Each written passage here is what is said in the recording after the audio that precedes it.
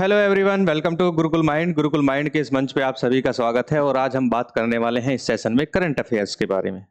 तो आज का जो करंट अफेयर्स है उसको हम यहाँ पे डिस्कस करने वाले हैं। तो चलिए स्टार्ट करते हैं और देखते हैं आज के करंट अफेयर में जो है क्या क्या हमारे जो टॉपिक्स हैं जिनको हम कवर करने वाले हैं। So let me start. और अभी हम स्टार्ट करने वाले हैं। तो सबसे पहले हम बात करने वाले हैं यूजीसी ड्राफ्ट 2025 के ऊपर, यानी यूजीसी का जो ड्राफ्ट आया है उसके ऊपर जो है अभी देख सकते हैं न्यूज में जो है बना हुआ है ये। और इसका जो है बहुत जगह जो है इसको अपोज किया जा रहा है, अलग अलग स्टेट में अपोज किया जा रहा है, उसके ऊपर हम डिस्कस करने वाले हैं। ठीक है, नेक्स्ट जो है हमारा उसकी अगर हम बात करें तो नेक्स्ट है ये फिर से आपका आर्टिकल आ गया है भोपाल गैस ट्रेजेडी से लेकर। तो आप जानते ही हैं जो भोपाल गैस ट्रेजेडी आपकी हुई थी उसका जो मलबा है, उसका जो वेस्ट है, जो कचरा है, उसको लेकर जो है विरोध प्रदर्शन चल रहा है मध्य प्रदेश के अंदर।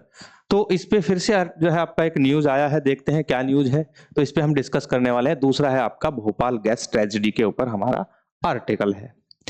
नेक्स्ट हम चलते हैं, हमारा जो नेक्स्ट है यहाँ पे अगर हम बात करें तो ये 3 न्यू लॉज जो आए हैं, अभी 3 नए जो कानून आए हैं, तीनों आपराधिक कानून, और उनको लागू करने के लिए कहा गया है। देखते हैं किस स्टेट में ये अभी लागू होने वाला है, उसकी हम यहाँ पे बात करने वाले हैं।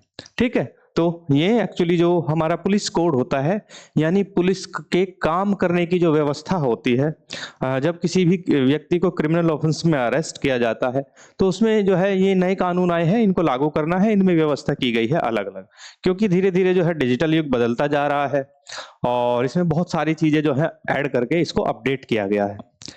फिर नेक्स्ट हम बात करते हैं, ये सिंगर पी जयचंद्रन है आपके। ठीक है, इनके ऊपर न्यूज है, इनको हम यहाँ पे देखते हैं, डिस्कस करते हैं क्या न्यूज है, इसको हम यहाँ पे डिस्कस करने वाले हैं। नेक्स्ट हम चलते हैं, नेक्स्ट हम बात करते हैं, ये जो न्यूज है हमारी DRDO, defence research and development organisation के बारे में हमारी न्यूज है। डीआरडीओ की क्या न्यूज है उसके बारे में भी हम यहाँ पे डिस्कस करने वाले हैं। साथ ही हम यहाँ पे बात करें कार्बन इमिजन, यानी आपका कार्बन उत्सर्जन को लेकर जो है न्यूज है, उसको हम यहाँ पे डिस्कस करने वाले हैं कि कार्बन उत्सर्जन में क्या बताया गया है। आगे हम बात करें फिर हमारा जो है इंडिया, सॉरी ये INDI है, इंडिया अफगानिस्तान रिलेशन से जो है न्यूज है हमारी, इसको भी हम यहाँ पे डिस्कस करने वाले हैं। देखते हैं न्यूज में क्या है। नेक्स्ट हमारा टॉपिक होगा जो है गे मैरिजेस, यानी समलैंगिक जो विवाह है उसके ऊपर जो है अलग अलग गाइडलाइन सुप्रीम कोर्ट की पहले भी आई हैं, फिर से सुप्रीम कोर्ट की गाइडलाइन आई है, उसके ऊपर हम यहाँ पे डिस्कस करने वाले हैं। तो इसमें हम यहाँ पे देखेंगे क्या होने वाला है। ठीक है, नेक्स्ट हम बात करें, सुप्रीम कोर्ट का एक वर्डिक्ट है, उसको हम यहाँ पे डिस्कस करेंगे। और साथ ही हम बात करेंगे जो है लेबनान, जो कि एक कंट्री है, एक देश है, उससे रिलेटेड यहाँ पे न्यूज है, इसकी हम यहाँ पे जो है इसको डिस्कस करने वाले हैं। सो गाइस चलिए स्टार्ट करते हैं। सबसे पहले पहली न्यूज लेते हैं हम यूजीसी ड्राफ्ट के ऊपर। देखिए यूजीसी के जो नियम हैं आपके, उनके मसौदे के जो खिलाफ है आपके जो तमिलनाडु स्टेट है, तमिलनाडु स्टेट ने जो है उसकी जो गवर्नमेंट है तमिलनाडु स्टेट की, यानी तमिलनाडु राज्य की जो सरकार है, उसने क्या किया है कि वहां पे विधानसभा में इसका विरोध किया है कि जो यूजीसी नियम है उसका इन्होंने विरोध किया कि हम उसको नहीं मानते हैं। ठीक है, तो एक्चुअली है क्या, दरअसल है क्या यूजीसी के नए नियम। देखिए यूजीसी ने अभी जो है अपने नियम बनाए हैं। उन्होंने कहा है कि यूजीसी ने विश्वविद्यालयों और कॉलेजों में शिक्षकों और शैक्षणिक कर्मचारियों की नियुक्ति और पदोन्नति के लिए न्यूनतम योग्यता और उच्च शिक्षा में मानकों के रखरखाव के उपाय विनियम 2025 जारी किया है।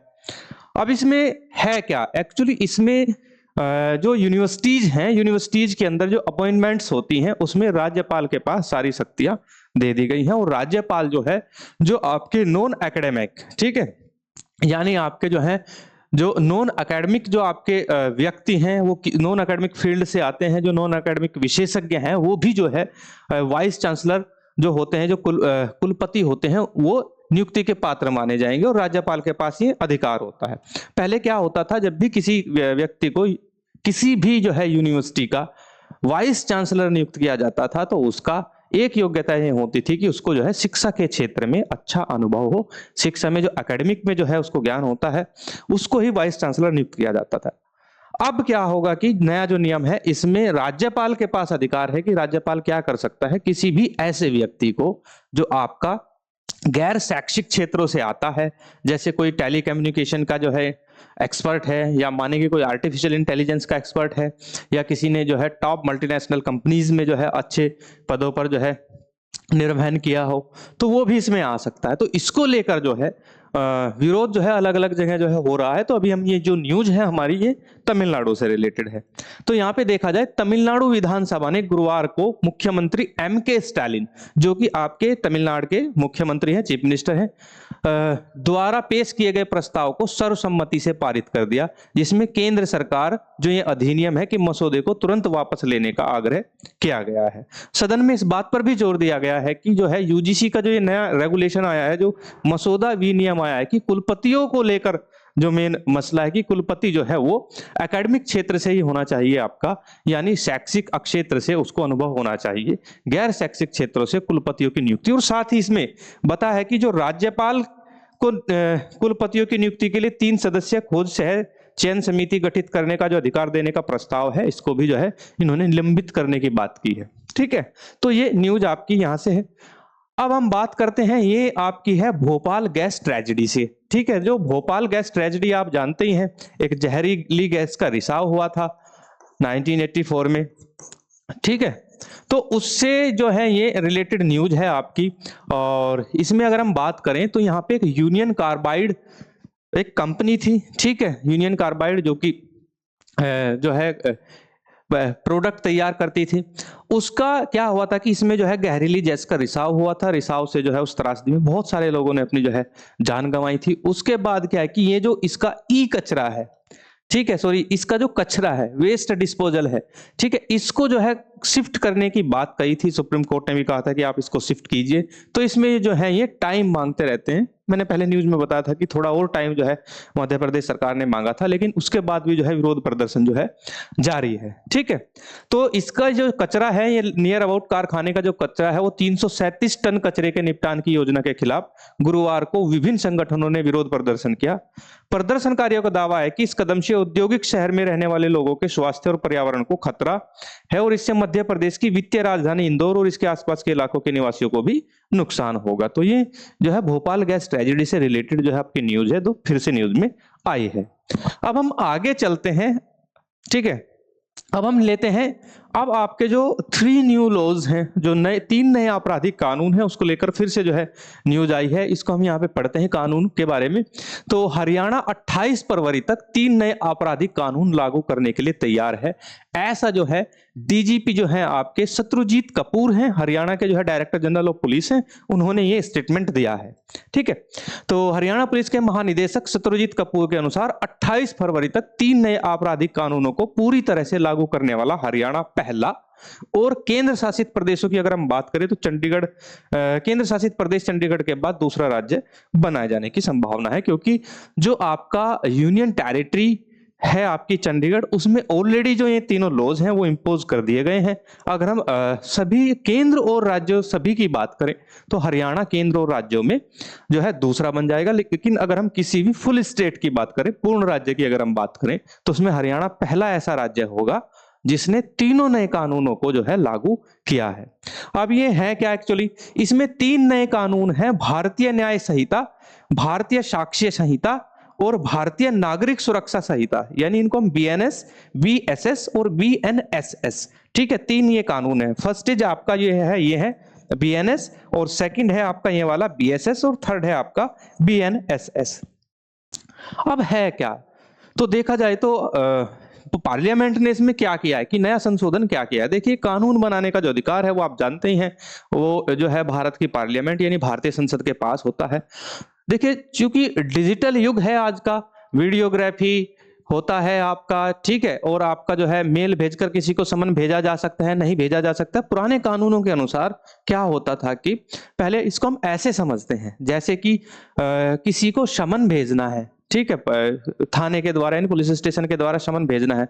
तो उसमें क्या था कि पहले का नियम ये था कि जो है चिट्ठी या एक जो है लिखित जो है लेटर लेकर जो है जाना होता था। लेकिन अभी क्या है कि अगर कोई भी पुलिस स्टेशन आपको व्हाट्सएप पे समन भेज दे तो वो मान्य नहीं होता था। तो इसके लिए कानूनों में जो बहुत सारे अपडेट किए गए हैं, ये अपडेट है क्या, इसको जानने के लिए हम यहां से समझ सकते हैं।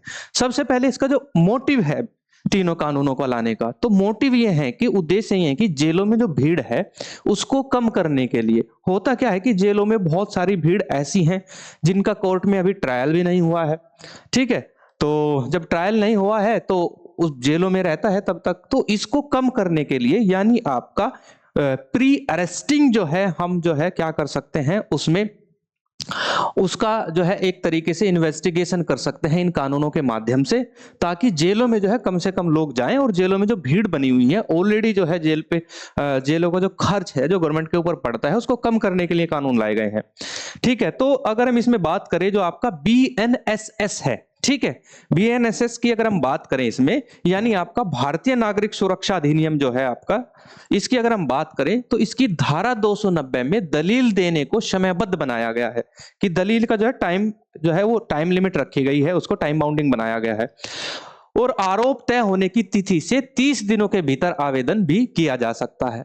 ठीक है, तो ये इसमें है। जैसे कि हम इसका सेकंड क्लॉज पढ़ सकते हैं, विचाराधीन कैदी को हिरासत में रखने की अधिकतम जो अवधि बताई गई है धारा 479 में वो निर्धारित की गई है।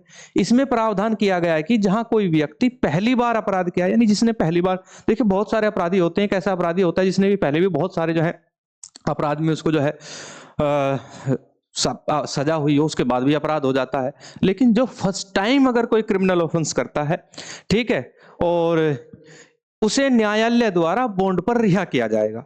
ठीक है, एक बॉन्ड जो है उससे मुचलका जिसको बोलते हैं, मुचलके द्वारा जो है उसको रिहा कर दिया जाएगा। पहली बार सामुदायिक सेवा को BNSS 2023 की धारा 4 में दंड के स्वरूप में भी शामिल किया गया है। अब ये सामुदायिक सेवा क्या होती है? देखिए, सामुदायिक सेवा ये होती है अगर किसी ने ऐसा कोई ऑफेंस किया है, ऐसा कोई क्रिमिनल या सिविल ऑफेंस किया है, ठीक है, जो नागरिकों को या हमारी सोसाइटी को हार्म नहीं करता है, कोई उपहति नहीं पहुंचाता है, तो उसके लिए सामुदायिक सेवा जो है यानी आपको जो है कोई भी जो है सोशल सर्विस या पब्लिक सर्विस के जो है कोर्ट आपको आदेश दे सकता है कि भाई आपको ये सोशल सर्विस करनी है। जैसे कि आपने कोई किसी को थप्पड़ लगा दिया है, थप्पड़ लगाना क्या है? क्रिमिनल ऑफेंस है, तो क्रिमिनल ऑफेंस इतना बड़ा नहीं है कि बहुत ज्यादा उपपत्ति हो गई हो, तो इसमें क्या हो सकता है, तो इसमें जैसे कि आपको बता दें कि बहुत सारे जो है आपको सर्दियों में गरीबों को कंबल वितरित करने हैं, जो आपके लोग फुटपाथ पे रहते हैं उनको आप कंबल वितरित करिए, आपको 50 कंबल वितरित करने हैं, तो इस टाइप की सामुदायिक सेवा जो है दे दी जाती है, तो इसमें सामुदायिक सेवा का भी प्रावधान किया गया है। ठीक है, इसकी मुख्य विशेषताएं क्या है? तो मुख्य विशेषता ये है कि ऑनलाइन घटनाओं की जो है रिपोर्ट करें, यानी ऑनलाइन जितनी भी जो है घटनाएं होती हैं उनको रिपोर्ट करना है, और जो FIR है, FIR आपको संबंधित थाने में ही करनी होती थी पहले, लेकिन आप भी क्या कर सकते हैं इस कानून के तहत, आप किसी भी पुलिस स्टेशन में FIR दर्ज कर सकते हैं। अब इसमें तीसरा अगर हम क्लोज समझे इसका, तो इसमें यह बताया गया है, पहले यह होता था अगर FIR कहीं हो जाती है और जो ओपोनेंट है अगर उसको FIR की प्रति चाहिए, ठीक है, या पीड़ित को प्रति चाहिए, तो प्रतियां जो है वो निःशुल्क नहीं दी जाती थी, उसका एक चार्ज होता था। लेकिन इसमें क्या है कि FIR की निःशुल्क प्रति जो है देना जो हमारा पुलिस डिपार्टमेंट है उसकी जिम्मेदारी है कि वो FIR की प्रति निःशुल्क प्रोवाइड कराएंगे। गिरफ्तारी के समय सूचना देने का अधिकार है। ऐसा नहीं है कि पहले पुलिस क्या करती थी कि आए और गिरफ्तार करके ले गए, नहीं, गिरफ्तारी से पहले उसको इन्फॉर्म करना है कि जो है भाई साहब आपको जो है आप अरेस्ट करने वाले हैं, आप तैयार रहिएगा। ठीक है, तो उसके लिए इसमें दिया गया है। गिरफ्तारी की सूचना का जो है प्रदर्शन भी करना है। फोरेंसिक कहीं साक्ष्य और संग्रह है उनकी वीडियोग्राफी करना अनिवार्य है। त्वरित जांच का इसमें प्रावधान किया गया है। नए कानून में महिलाओं और बच्चों के खिलाफ अपराधों की जांच को प्राथमिकता दी गई है, यानी जब अपराध जो है महिलाओं के अगेंस्ट हो या जो है चाइल्ड के अगेंस्ट हो, तो उसमें जो है जो इन्वेस्टिगेशन है उसकी त्वरित जांच का प्रावधान किया गया है, जिसमें सूचना दर्ज करने के 2 महीने के भीतर जो है जांच पूरी करने को कहा गया है। तो इसमें टाइम बाउंडिंग है। पीड़ितों को अपनी उनकी प्रगति की अपडेट देनी है। पीड़ितों के लिए निःशुल्क चिकित्सा उपचार भी है, यानी उनको मेडिकल सर्विसेज जो है जो फ्री प्रोवाइड की जाएंगी। तो ये इसमें नए कानूनों में है। अब इलेक्ट्रॉनिक समन, जैसा कि अभी मैंने बताया था कि इलेक्ट्रॉनिक समन आपको भेजा जा सकता है, आपको व्हाट्सएप के माध्यम से भेजा जा सकता है, ईमेल के माध्यम से भेजा जा सकता है। ठीक है, और महिला मजिस्ट्रेट द्वारा बयान इसमें दिया गया है। पुलिस रिपोर्ट और अन्य दस्तावेजों की आपूर्ति, सीमित स्थगन, गवाह संरक्षण योजना इसमें बनाई गई है। लिंग समावेशिता, ठीक है, सभी कार्यवाही इलेक्ट्रॉनिक मोड में, बयानों की ऑडियो वीडियो रिकॉर्डिंग करना अनिवार्य है। साथ ही एक अच्छा इसमें जो है एक प्रोविजन डाला गया है, एक प्रावधान की पुलिस स्टेशन जाने से छूट है। किसको है? महिलाओं, 15 वर्ष से कम आयु के व्यक्तियों, 60 वर्ष से अधिक आयु के व्यक्तियों तथा विकलांग या गंभीर बीमारी से ग्रस्त व्यक्ति को पुलिस स्टेशन जाने से छूट दी गई है। उनको जो है किसी इन्वेस्टिगेशन के दौरान अगर कोई ऐसा व्यक्ति जो है हमारी इन्वेस्टिगेशन प्रोसीडिंग जो होती है उसमें आता है तो उसको क्या करना है कि उसको एग्जेम्पशन है इन चीजों से कि उसको पुलिस स्टेशन नहीं बुलाया जा सकता। ठीक है।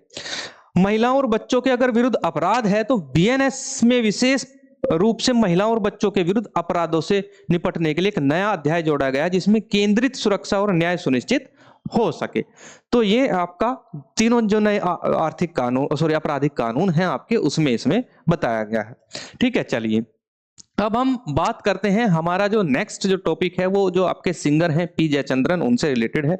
अभी हाल ही में देखा जाए तो इनका निधन हो गया है और ये जो है जो हमारा आपकी साउथ इंडिया की जो इंडस्ट्रीज है, बॉलीवुड साउथ इंडिया की जो फिल्म इंडस्ट्रीज है वहाँ पे जो है ये इनकी गायकी स्टार्ट हुई थी। और इसमें अगर हम बात करें अपनी भावपूर्ण गायकी और जादुई आवाज के लिए मशहूर पार्श्व गायक पी जयचंद्रन का गुरुवार को त्रिशूर के एक निजी अस्पताल में निधन हो गया और वो 81 वर्ष के थे। ठीक है। लगभग 16,000 से ज्यादा गाने जो है इन्होंने गाए हैं। ठीक है। और इसमें अगर देखा जाए तो इनकी जो लैंग्वेज थी, इन्होंने मलयालम, तमिल, कन्नड़, तेलुगु और हिंदी में जो है इन्होंने गाने गाए हैं। जो आपके पी जयचंद्रन है इनका निधन हो गया है, तो ये एक न्यूज है, इसको आप देख सकते हैं।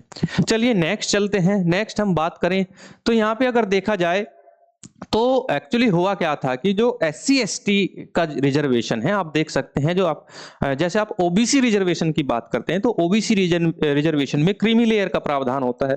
एक्चुअली OBC का जो रिजर्वेशन है इसमें जो है व्यक्ति की आर्थिक स्थिति भी देखी जाती है। अगर कोई भी व्यक्ति जिसकी आय जो है जिसकी ग्रोस इनकम ठीक है वो 8.5 लाख एनुअल से ज्यादा है तो उसको OBC रिजर्वेशन का फायदा नहीं मिल सकता। तो यही जो आपका कानून है या यही जो नियम है, रेगुलेशन है, वो SC ST में भी डिमांड की गई है। तो यहाँ पे अदालत में जो है संतोष मालवीय नाम के एक व्यक्ति ने याचिका दायर की थी कि जो SC ST में ऑलरेडी जो है रिजर्वेशन का फायदा लेकर जो है जो फॉरवर्ड हो चुके हैं, जो आगे बढ़ चुके हैं, उनको जो है क्रीमी लेयर के दायरे में लाया जाए, उनके बच्चों को रिजर्वेशन का फायदा न दिया जाए। रिजर्वेशन का जो फायदा है, आरक्षण का जो फायदा है वो उनको दिया जाए जो अभी हाल ही में जो है पिछड़े हुए हैं, हाल ही में बहुत ज्यादा बैकवर्ड हैं, जिनकी आर्थिक स्थिति बहुत ज्यादा कमजोर है, उनके बच्चों को इससे आगे बढ़ने का मौका मिलेगा। तो इसमें सुप्रीम कोर्ट ने कहा है कि सर्वोच्च न्यायालय ने कहा है कि ये हमारा काम नहीं है। क्रीमी लेयर लगाने का जो प्रावधान है वो विधायिका यानी एग्जीक्यूटिव का है, आपका लेजिस्लेटिव का है।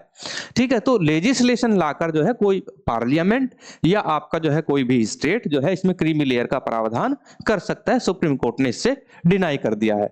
तो यहाँ पे सर्वोच्च न्यायालय के न्यायाधीश BR गवई ने गुरुवार को कहा कि अब गेंद जो है विधानसभा और सरकार के पाले में है कि वे इस बात पर फैसला लें और शिक्षा और सार्वजनिक सेवाओं में आरक्षण के तहत SC ST के लाभार्थियों को क्रीमी लेयर कोटा का लाभ से बाहर रखा जाना चाहिए या नहीं रखा जाना चाहिए। ये हमारा दायित्व नहीं है। कानून बनाने का जो अधिकार है वो किसका होता है? विधायिका का होता है। लेजिस्लेशन जो है आपकी विधायिका ला सकती है, हम नहीं ला सकते हैं। तो इसमें ये आप देख सकते हैं। साथ ही उन्होंने मौखिक रूप से कहा, हमने अपना विचार व्यक्त किया कि पिछले 75 वर्षों को ध्यान में रखते हुए ऐसे व्यक्ति जो पहले ही लाभ उठा चुके हैं और दूसरों के साथ प्रतिस्पर्धा करने की स्थिति में हैं, उन्हें आरक्षण से बाहर रखा जाना चाहिए, लेकिन यह निर्णय और कार्यपालिका और विधायिका को लेना चाहिए। इनका मानना है कि हाँ, हम मानते हैं कि जो व्यक्ति जो है पहले ही लाभ ले चुके हैं उनको क्रीमी लेयर लगाकर बाहर रखा जाना चाहिए। सर्वोच्च न्यायालय ने अपना जो है जो बयान है वो दिया है, अपना जो मत है वो भी दिया है, लेकिन उन्होंने कहा कि ये हमारे अधिकार क्षेत्र में नहीं आता है। तो ये SC ST से रिलेटेड है। ठीक है। चलिए अब हम नेक्स्ट चलते हैं। नेक्स्ट जो हमारा है यहाँ पे हम देख सकते हैं तो ये DRDO से रिलेटेड है, defence research and development organisation. यहाँ पे जो आप देख सकते हैं ये हमारे जो है डिफेंस मिनिस्टर हैं राजनाथ सिंह। इसमें अगर हम देखें तो इन्होंने कहा कि विदेशी कंपनी के साथ गठजोड़ करके 6ठी पीढ़ी का एरो इंजन विकसित किया जा सकता है, DRDO प्रमुख। ठीक है। तो एरो इंजन एक्चुअली क्या होता है? एरो इंजन जो होता है, जो हमारे लड़ाकू विमान होते हैं, जो फाइटर जेट होते हैं, उसमें एरो इंजन का प्रयोग किया जाता है। तो जो 6th जनरेशन का एरो इंजन है उसकी अगर हम बात करें, DRDO जो कि इन चीजों को अपडेट करती है और इसमें रिसर्च एंड डेवलपमेंट ऑर्गेनाइजेशन है आपकी, तो उसके जो आपके अध्यक्ष है समीर वी कामत, उन्होंने कहा है कि भारत छठी पीढ़ी के एरो इंजन और अन्य आवश्यक प्रौद्योगिकी को विकसित कर सकता है, जिसका एकमात्र तरीका है कि विदेशी जो कंपनीज हैं, विदेशी जो निर्माता हैं, जैसे रशिया में जो है, हम देखें रशिया में देखा जाए तो रशिया डिफेंस सेक्टर में बहुत ही जो है अग्रणी श्रेणी की वहां पे निर्माता कंपनियां हैं, उनके साथ जो है हम को डेवलप कर सकते हैं अपना ये जो एरो इंजन है। ठीक है, उन्होंने कहा कि भारत वर्तमान में अपने रक्षा बजट का केवल 5% ही जो है वो रिसर्च पर खर्च करता है। अगर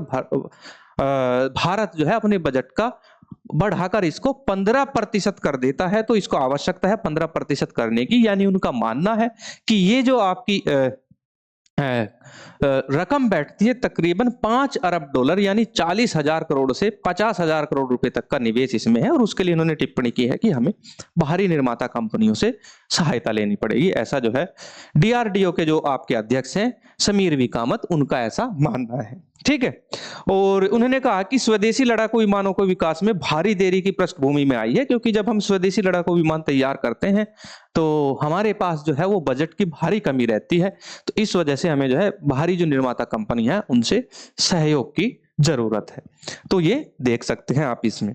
चलिए अब हम बात करते हैं कार्बन इमिजन पर, यानी कार्बन उत्सर्जन पर। तो कार्बन उत्सर्जन की अगर हम बात करें, ये जो अपडेट है हमारे की यूनाइटेड स्टेट ऑफ अमेरिका से आई है, तो इसकी अगर हम बात करें तो गुरुवार को जारी एक विश्लेषण के अनुसार 2024 में अमेरिका के ग्रीन हाउस गैस उत्सर्जन ने बमुश्किल कमी आई है।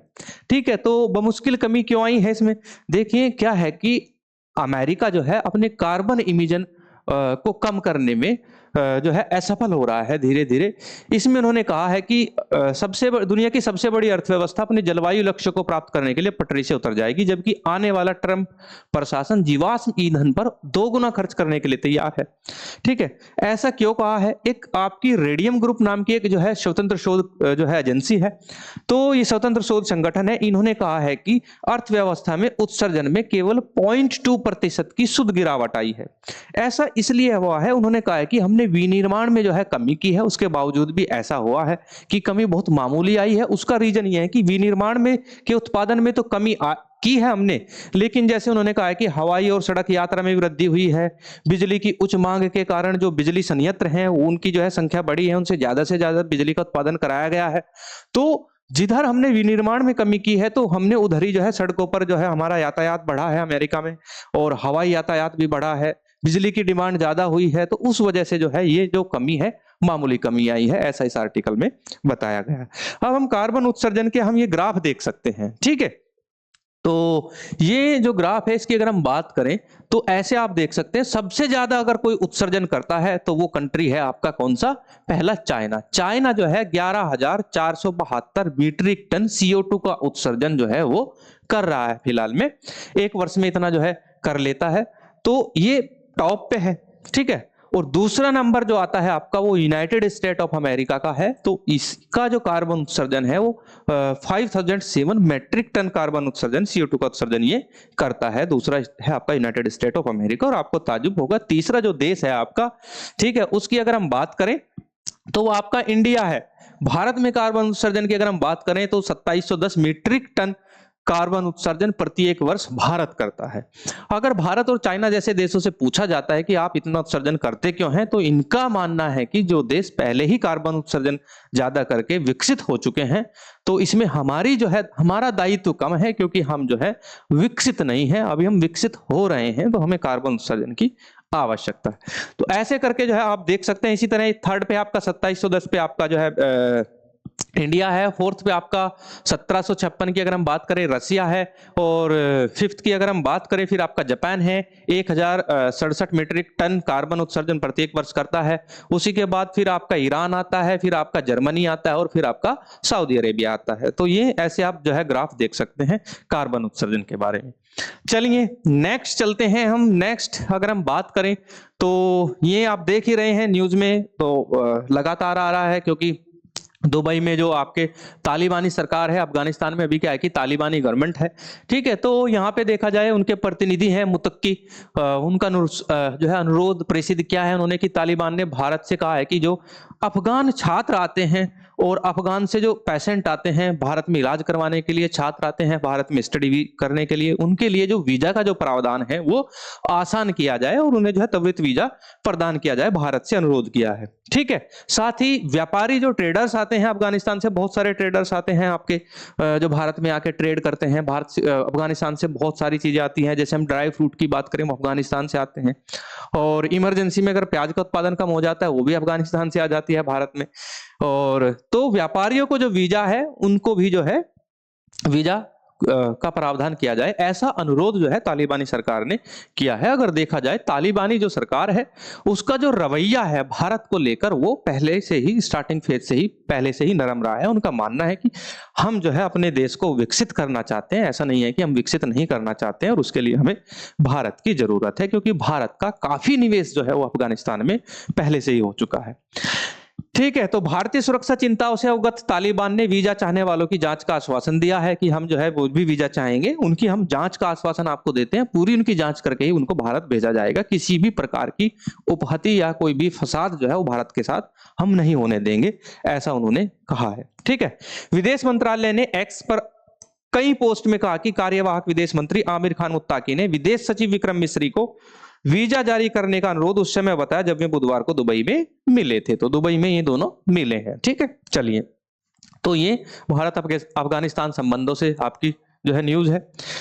अब उसके बाद करते हैं कि ये है आपकी न्यूज गे मैरिजेज से, यानी समलैंगिक विवाह। ठीक है, समलैंगिक विवाह जो है पिछले एक दशक से जो है वो मुद्दा बना हुआ है, और पिछले एक दशक से जो समलैंगिक आपके कपल्स होते हैं उनकी जो है डिमांड रहती है, उसके बारे में हम यहाँ पे बात करेंगे। तो सुप्रीम कोर्ट ने समलैंगिक विवाह को नकारने वाले अपने आदेश की समीक्षा को खारिज कर दिया है। ठीक है, तो सर्वोच्च न्यायालय ने गुरुवार 17 अक्टूबर 2023 को अपने फैसले पर पुनर्विचार की मांग वाली याचिकाओं को खारिज कर दिया, जिसमें समलैंगिक विवाह को कानूनी मान्यता देने के प्रार्थना को खारिज कर दिया गया था। न्यायमूर्ति B R. Gavai, Surya Kant, B V. Nagarathna, P S. Narasimha और दीपांकर दत्ता की 5 न्यायाधीशों की पीठ ने चैम्बर में याचिकाओं पर विचार किया, और न्यायमूर्ति द्वारा लिखित बहुमत के दृष्टिकोण के रिकॉर्ड में कहीं त्रुटि नहीं पाई गई है। तो जो सेम सेक्स मैरिजेज है आपकी, जिसको हम गे मैरिजेज कहते हैं, तो इसमें अगर देखा जाए तो इन्होंने जो याचिका है, पुनर्विचार की जो याचिका है, अपनी ही आदेश की समीक्षा को इन्होंने खारिज कर दिया है। ठीक है, चलिए अब हम नेक्स्ट चलते हैं। नेक्स्ट है आपका ये भी जो है सुप्रीम कोर्ट की एक गाइडलाइन है। इन्होंने कहा है कि माता पिता को बेटी की शिक्षा के लिए पैसे देने के लिए कानूनी रूप से बाध्य किया जा सकता है। ठीक है, तो इसकी अगर हम बात करें तो ये जो न्यूज है वो बेटियों के अधिकार से रिलेटेड है। अगर किसी भी दंपत्ति को कोई मतलब फीमेल चाइल्ड है, ठीक है, तो यानी उनको बेटी है, तो बेटी को जो है बाध्य किया जा सकता है उनको पैसे देने के लिए। किस तरीके से किया जा सकता है? देखिए, उन्होंने कहा है कि हाल ही में कहा कि बेटी को अपने माता पिता से शिक्षा संबंधी खर्च प्राप्त करने का एक अविभाज्य, कानूनी रूप से लागू करने योग्य और वैध अधिकार है, जिन्हें अपनी क्षमता के अनुसार आवश्यक धनराशि प्रदान करने के लिए बाध्य किया जा सकता है।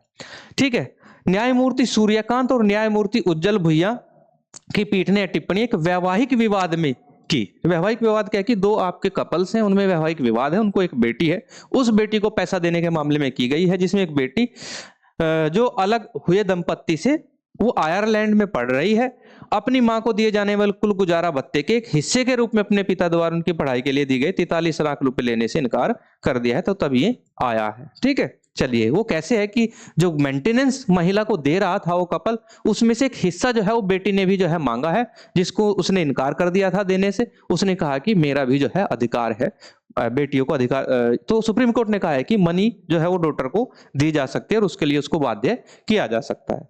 ठीक है, अब हम बात करते हैं, ये न्यूज है आपकी लेबनान से।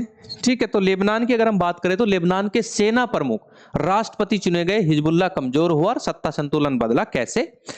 तो लेबनान की अगर बात करें तो लेबनान की संसद ने गुरुवार को सेना प्रमुख जोसेफ ऑन को राष्ट्राध्यक्ष के रूप में निर्वाचित किया, जिससे रिक्त राष्ट्रपति पद पर एक ऐसे जनरल की नियुक्ति हुई है जिसे अमेरिका का समर्थन प्राप्त है। ठीक है, तो ये जोसेफ ऑन जो है आपके लेबनान के नए जो है प्रेसिडेंट बने हैं, देश के अपने लेबनान कंट्री के राष्ट्राध्यक्ष बने हैं, और इनको ऑलरेडी जो है वो अमेरिका का समर्थन प्राप्त है। तो इससे जो आपकी वैश्विक राजनीति है उसमें क्या बदलाव हो सकता है? तो और ये अगर इसको अमेरिका का समर्थन प्राप्त है तो इससे यह दिखता है कि इजराइल के साथ विनाशकारी युद्ध के बाद ईरान समर्थित हिजबुल्लाह समूह का प्रभाव कमजोर हो जाएगा। ठीक है, उन्होंने दक्षिण लेबनान और देश के अन्य हिस्सों के पुनर्निर्माण का वादा किया है और साथ ही कहा है कि लेबनान पर जो इजराइल के हमले हैं उनको रोकने का भी वादा किया है, क्योंकि ये अमेरिका समर्थित है और अमेरिका का जो समर्थन है वो इजराइल को रहता है। तो इस वजह से इजराइल जो है अब कहीं ना कहीं जो है अपने आप को रोकेगा लेबनान पर कोई भी जो है अटैक करने से। तो ये वादे इन्होंने किए हैं। तो ये थोड़ा सा देख सकते हैं वैश्विक राजनीति में इनके चुने जाने से बदलाव आ सकता है। चलिए, अब जो है ये आपका इंडियन जो इकोनॉमी है यानी भारतीय जो अर्थव्यवस्था है उससे संबंधित है। तो इन्होंने कहा है कि रुपये का दबाव कम होगा, भारत की विकास जो है वो 6.6% रहेगी, ऐसा यूनाइटेड नेशन ने जो है अपना स्टेटमेंट दिया है। संयुक्त राष्ट्र की विश्व आर्थिक स्थिति और संभावना रिपोर्ट, ठीक है, तो ये WESP रिपोर्ट है, विश्व आर्थिक एवं संभावना रिपोर्ट, जो आगामी आने वाली जो वैश्विक अर्थव्यवस्था है उस पर अपनी जो संभावनाएं हैं, जो पॉसिबिलिटीज हैं, उनके ऊपर अपनी एक रिपोर्ट जारी करती है। यूनाइटेड नेशन की एक संस्था है। ठीक है, और इसे प्रत्येक वर्ष जो है विश्व आर्थिक स्थिति और संभावना रिपोर्ट को संयुक्त राष्ट्र जारी करता है। उन्होंने कहा है कि भारत की जो अर्थव्यवस्था है 2025 में 6.6% की ग्रोथ से, यानी जीडीपी जो है वो 6.6% चलेगी, यानी 6.6% की ग्रोथ से जो है भारतीय अर्थव्यवस्था बढ़ने वाली है 2025 में। ठीक है, और इन्होंने कहा कि जो काफी हद तक मजबूत निजी खपत और निवेश से प्रेरित होगी, जबकि घरेलू मुद्रा पर दबाव कम होने की उम्मीद है।